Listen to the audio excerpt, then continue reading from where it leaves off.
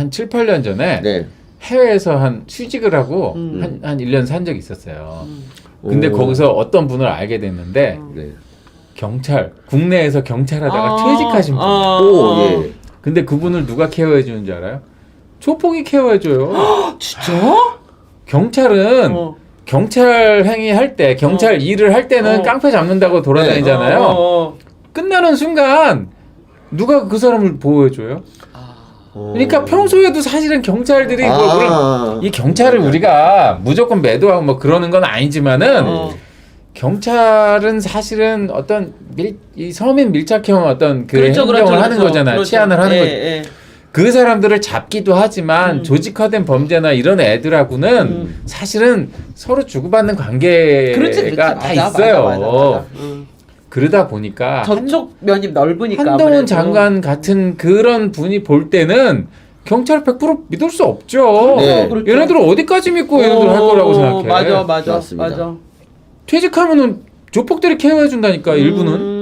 그런 사람도 있고요. 그렇지 않은 사람도 있고. 일반하면 안 되지 않을까? 그렇죠. 일반화하면 안 되고. 설경구 공공의적 보니까 꼭 그렇진 않은 것 같아요. 근데 왜 우리가 조민 얘기할 때 네. 사실 부모가 힘이 있고 집안이 돈이 좀 있고 이러면 2등급짜리 1등급 만드는 데는 부모의 역할이 있어. 아, 그렇지. 뭐 충분히 할 수 근데 있죠. 조민은 9등급짜리를 1등급을 만들려니 곳곳이 비리였던 거잖아요. 그러니까 무슨 얘기냐면 깜냥이 안 되는 의사를 만들려니까 결국은 사단이 나는 것처럼 경찰도 그냥 되게 우리 서민의 친구 아니야. 되게 그치. 소중하고 우리나라의 그럼요. 자산인데 경찰이 가질 수 있는 영역을 넘어서서 검사 수사권, 막 국정원 수사권까지 그러니까. 다 경찰이 하려니까 사람들이 입에서 껌껌이 경찰이 씹히는 거야. 왜 맞아요. 이렇게 무리수를 그러니까. 두냐고. 아니, 그러니까 당연하죠. 그런 게 사실은 이게 뭐 이거는 나중에 정권 차원에서 저는 뭐 정권이 아니라 국가 차원에서 이 내용은 한번 다시 뒤져봐야 돼요. 왜 이렇게 민주당이 검찰의 수사권을 죽이고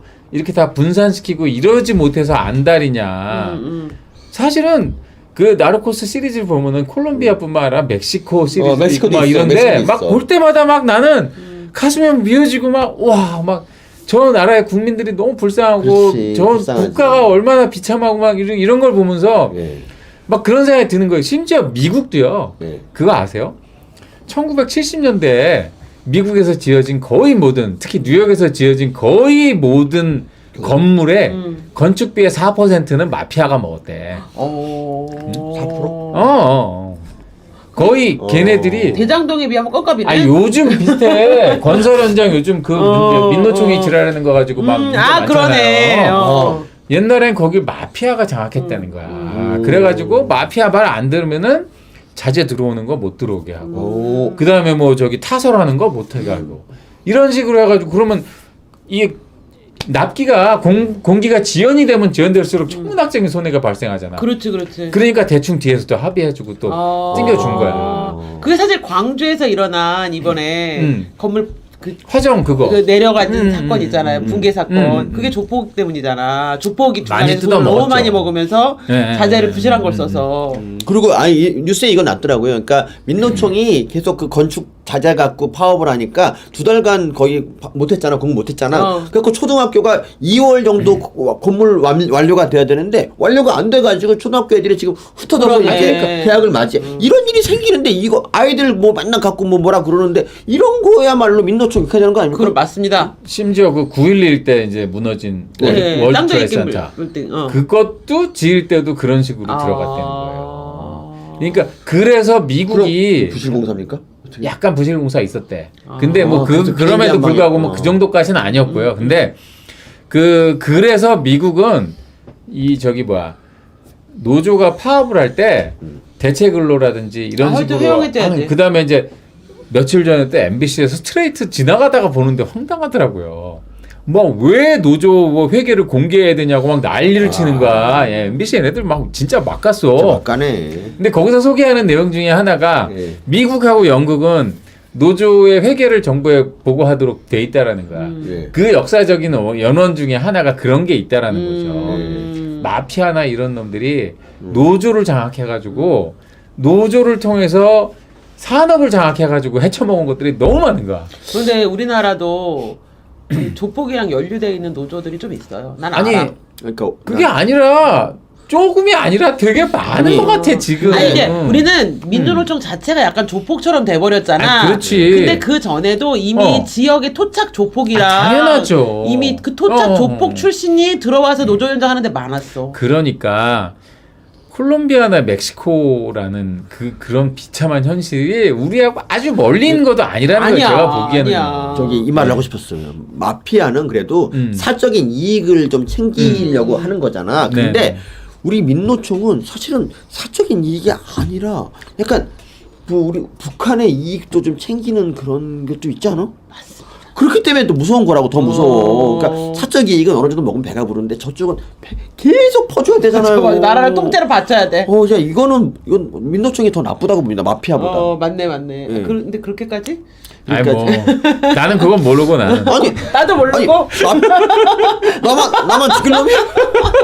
저도 뭐 사실 저도 뭐 민노총의 마피아에 대해서 아니 근데 그런 부분은 있죠. 호감을 가지고 민노총이 어떤 그 북한과 관련된 여러 가지 정책에 있어서 북한 친화적인 정책을 많이 얘기한 건 사실이지 민노총에서. 네, 그럼요. 민노총 집회할 때 뭐 또 그리고 뭐 통진당 뭐 그 문제라든지 한미연합 계속 뭐 했잖아요. 한미연합 훈련도 뭐 반대하고 민노총이. 했잖아요. 뭐 그런 부분이 있죠. 네.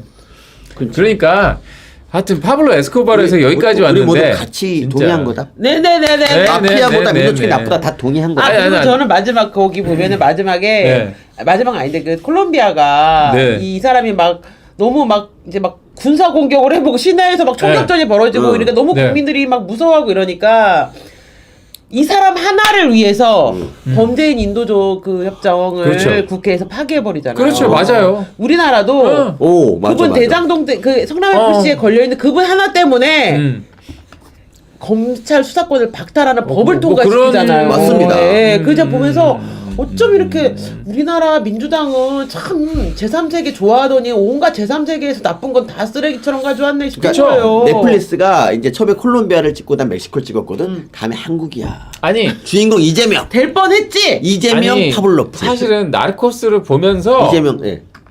지금 이 어떤 우리나라의 현실하고 이렇게 대입을 시켜 비교해 가면서 이 어떤 문제를 인식한다는 거가 사실은 나르코스를 보면서 느껴야 되는 부분이야. 그게. 맞아. 그러니까 아수라가 얼마나 명작인가. 맞아. 아수라 감독 넷플릭스로 진출해서. 아니 이렇게 조폭이 막 진짜 김성태의 실체가 막 드러나니까 정말 아수라가 자꾸 생각나. 그러니까 아니 어떻게 이건 다큐멘터리인데 거의 뭐 이런 거야.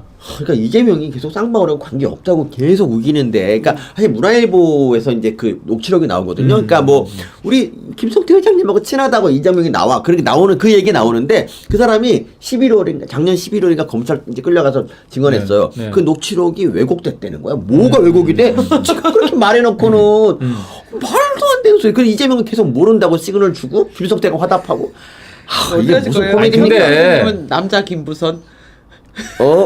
그냥 저기 뭐야 동네 뭐 경찰서에서 이렇게 뭐 흔히 보는 잡범들도요. 네.